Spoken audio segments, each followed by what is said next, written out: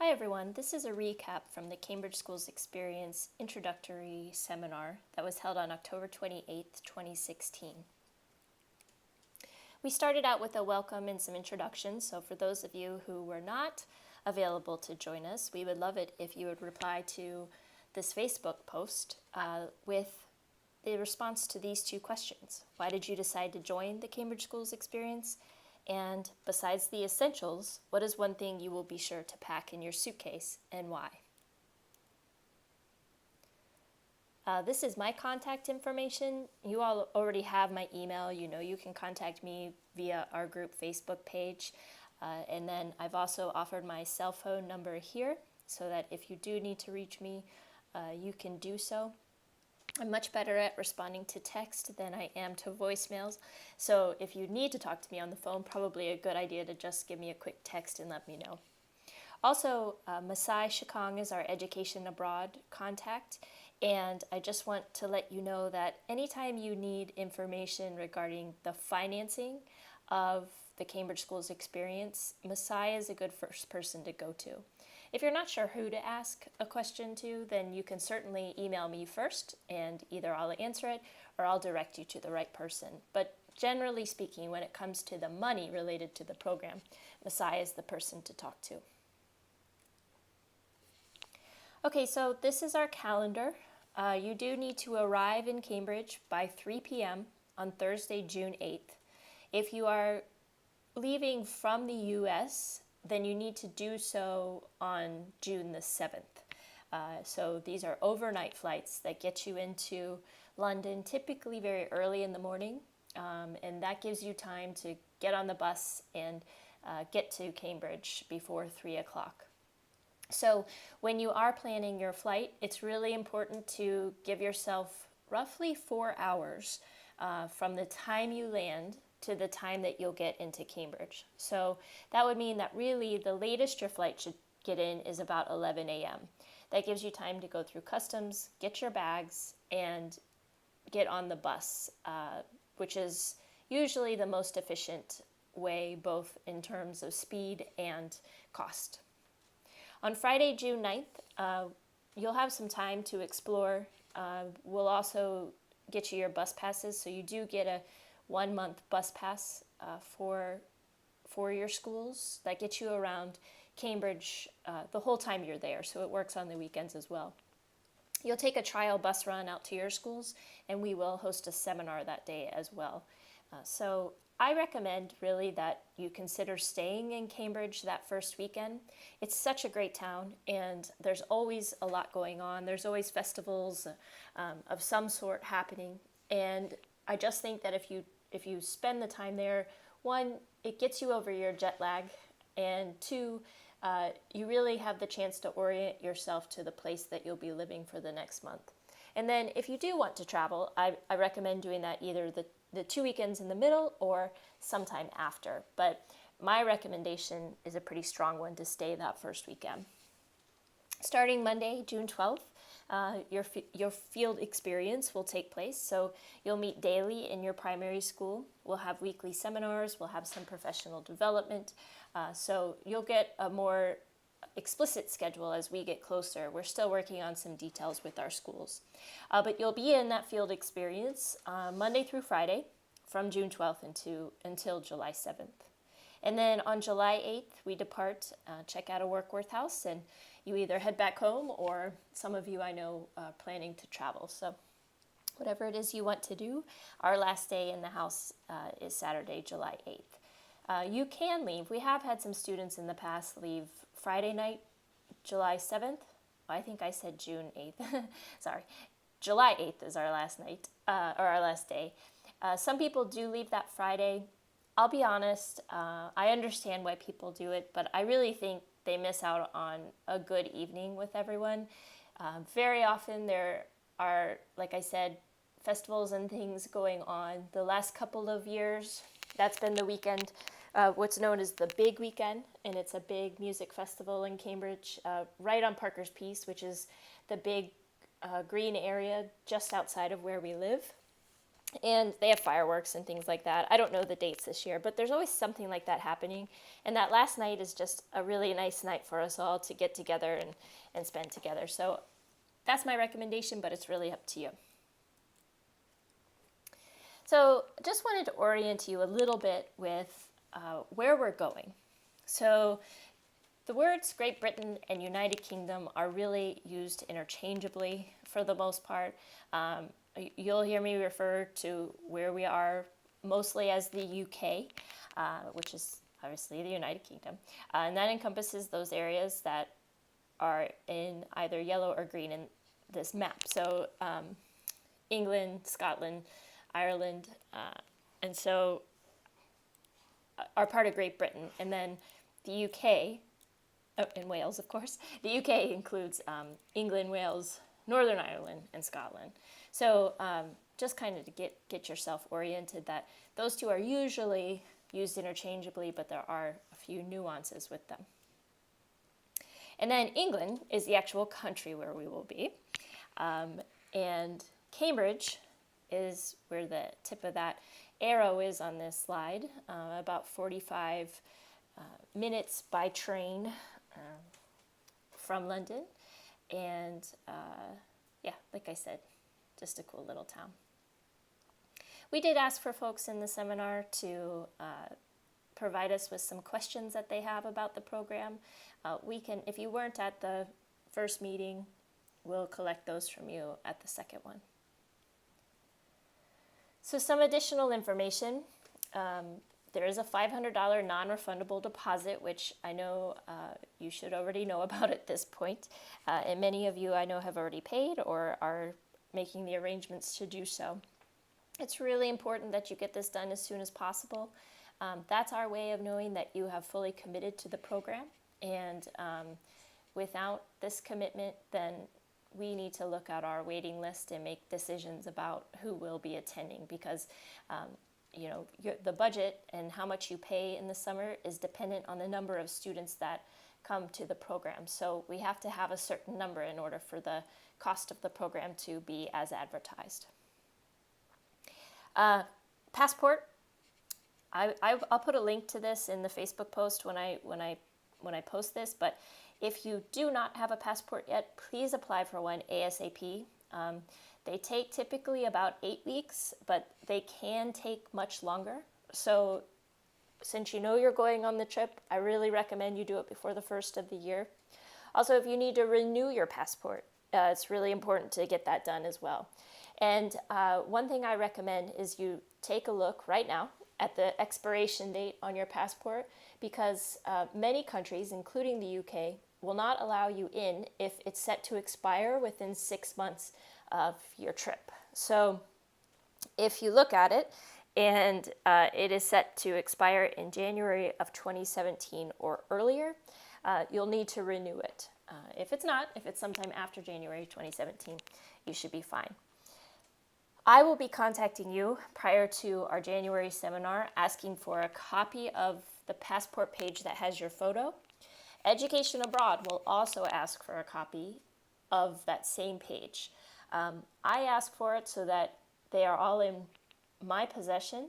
So that way, if you lose your passport or if something were to happen while we're over there, I have it at my fingertips and I can contact the embassy.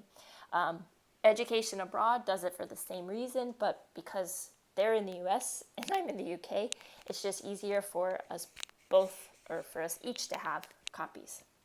I just tell you that so you don't get confused, because you know, in the past we've had students say, well, I've already turned that in, but it's been to one place and not the other. So if you are a cohort or a residency student, these are the classes that you will be taking.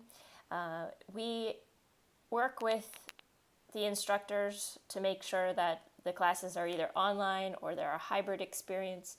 So just so you're not concerned at this point, and you'll know more about that as we get closer to summer.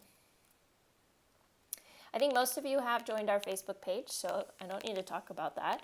I recommend using that page for planning travel, particularly the travel to get over to the UK. I just think it's a really good idea to try to get on the same flight as other people. You know, just that way when you're, like I said at the seminar, when you're exhausted and you've just landed at 7 in the morning after flying 8 or 9 hours overnight, you have some other people to help you get around. Also, it's just, even though it's an English-speaking country, there's just, it's just hard sometimes to travel abroad. And so I recommend being on the same flight. It also is safer, sort of the buddy system idea. Also, use it to plan your travel for weekends, right? So if you're thinking you want to go to Amsterdam or Paris or someplace like that, put it out there and see who else is interested in going, because chances are there are people who do want to travel but either aren't sure where they're going to go or if anyone wants to go as well. So just put it out there and see what happens. Also, I'll put links to, well, I did post a link to the house, but I'll post it again under this Facebook post. We do have someone who offered to design t-shirts for us, and so I am sure she will be contacting us soon. We take photos of a group photo, and it's nice for us all to have the same t-shirt on. Also, you can wear those to your school sites, so it's just usually a Cambridge School Experience t-shirt. Not required, but just kind of a nice thing to have. Okay, so these are the dates for our meetings. They're all Mondays. We chose this date and time because it was honestly the only day and time where there weren't conflicts with coursework. So it really should be available to everyone.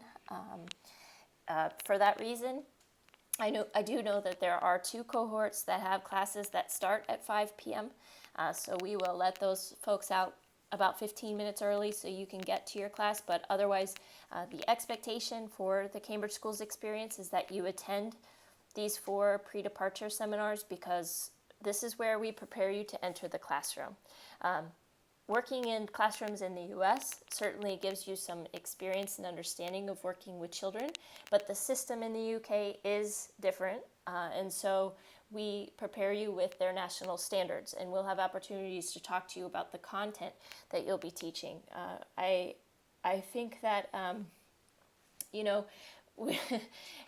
we may know some of our own history, but when you start talking about the Tudors and King Henry VIII, and that becomes the curriculum that you're teaching the whole 4 weeks that you're over there, some advanced preparation is helpful. So these are a requirement and an expectation, and so please make arrangements to be there.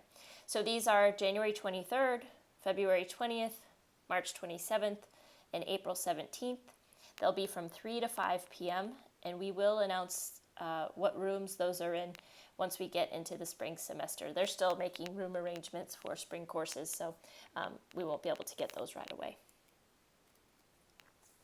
Okay, so make sure, excuse me, that you checked your passport for its expiration date, and if you do need to renew it, do so immediately.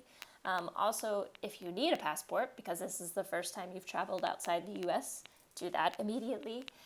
Start saving your money. It's a really good idea to have some in the bank when you come over. Think about those travel options and do some research, and again, I really recommend reaching out to folks about that. Get to know each other. Use the Facebook page for that. I know, students that I've worked with in the past have really made lifelong friends through the Cambridge Schools Experience. I see on Facebook where they're in each other's weddings and really celebrating pieces of their life because they had this experience. So take some time to get to know one another even before we go. And make sure to look for some warm clothes on sale. I'll talk a little bit on the next slide about why. So some things that you really need. One's a power converter, and I'll be sure to post this on our site. So you don't need a power adapter, and that's when you use an adapter to actually change the current of the electricity. We don't need that in the UK, but you do need a converter because they have different plugs over there. I do recommend a small travel suitcase or a backpack for weekend trips, especially if you intend to take a flight, because most of the airlines over there are economy airlines, and you have a very small allowance of a carry-on, and usually you have to pay a significant amount of money if you want to check a bag. So just something small. And also a small bag for around town. It's one of those things that you don't always think about before you leave, but is helpful to have. So dressing in layers is essential in Cambridge. In any given day, you can go from about 50 degrees to the mid to high 70s. Sometimes it gets warmer than that. You can go through rain. You can go through bright sunshine. So the temperature, what I'm trying to say is that the weather is quite variable. So having layers is helpful. And even if it's a little cooler outside, the schools do not have air conditioning. So sometimes if it's a super sunny day and it starts to get a little warmer, the classrooms can get pretty warm. So just thinking about sort of short sleeve shirts and then a cardigan and then some kind of coat to wear over that is usually helpful. Make sure to have a raincoat or an umbrella. I usually carry both. Also, sensible shoes for school and walking. You will do a lot of walking in Cambridge. I shared at the seminar that when I lived over there for 6 months, there really wasn't a day where I didn't go well over 10,000 steps.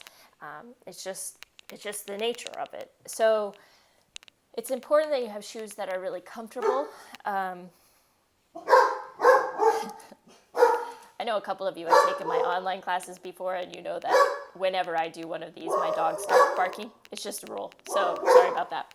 But anyway, it's really important to have comfortable shoes, but they also still need to be kind of professional. So, if you find something and you're just not sure, post a photo of it on the Facebook page or email me or something, and I'll let you know. Or if you are out and about and trying to shop, text me a picture of it, and I'll let you know if I feel like that's appropriate for you to wear in the schools. But I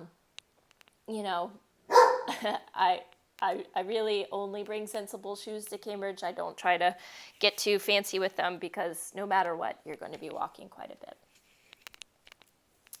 So things that you can buy over there, you can buy pretty much all the toiletries you need. It may not be the same exact brand, but for 4 weeks you can usually handle that. What I recommend in terms of toiletries is just bring little travel size with you and then buy bigger ones when you get over there, because that's the kind of stuff that uses a lot of weight in your bag and usually unnecessarily. Snacks and food, they have pretty much everything you need. Again, not always the same exact brands.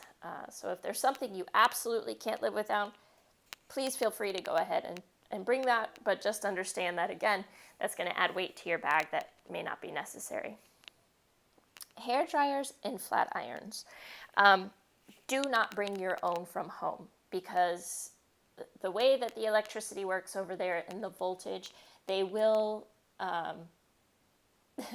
work. So you might get a day in, but then they go pop and they no longer work. So you end up having to buy one over there anyway, and then having to buy another one to replace the one you lost in the UK. So what I recommend is you'll have a hairdryer in your room at the house. Every room has one. So you really just need to purchase a flat iron, and you can do that pretty easily at a store. If you have a roommate and you guys want to go in on one together, you can do that, but just kind of keep that in mind. So syllabus notes, we'll share the syllabus at the January meeting, but there is a book that we want everyone to have, and I'll post a link to this on the Facebook page. So it's this book about Cambridge. We really want you to understand kind of where you're going and the history behind it, so that we can talk about that some more once we are over there, but just to get you familiar with things and kind of get thinking about the names of places. So we'll have specific parts of that need to be read at each meeting. Also, we just met yesterday to plan all of the seminars, and we're kind of wondering if this is exactly what we're going to do now, but our initial plan was to have some topic PLCs in these 4 areas. We are still going to focus on these 4 areas, but we're not entirely sure that we're going to do it in a PLC format. So anyway, just so you know, literacy, teaching and learning, digital literacy, integration of content, and global competencies are going to be the 4 areas that we really focus on both in the seminars before we leave and while we're in Cambridge. And we'll update you on what that means in terms of any readings or expectations. Also, we are going to ask that everyone engage in what's called a literacy coaching cycle before we leave, because it's something that we do twice while we're over in Cambridge. So what this means is that you will pre-conference with one of the instructors, and then you will teach a lesson, and you'll video yourself while you teach it. It's a literacy lesson, or literacy-focused lesson. And then we will post-conference based on that video, and we'll give you a framework for coding that video for your literacy practices. We'll explain this much more in depth as we get into the spring semester, but I just want you to have it on your radar so that when you have to teach lessons in your internships, you could be thinking about this as one of the pieces. Also, and again, this is something we will talk about in the spring, but you will be asked to create an introduction video that introduces yourself to your mentor, teacher, and children. So we'll send the links to those over ahead of time. And the reason we like to tell you this now is be thinking about things you want them to know about you, right? So if you play a musical instrument, or if you really love the beach, or if you've traveled a lot, or, you know, those types of things that just help them kind of get an idea of who you are. Be thinking about those and kind of brainstorming those so that when it comes time for you to put it together, you already have those pieces in place. Okay, so any questions you have, either email me or post them on the Facebook page, and we'll get back to you. Thanks.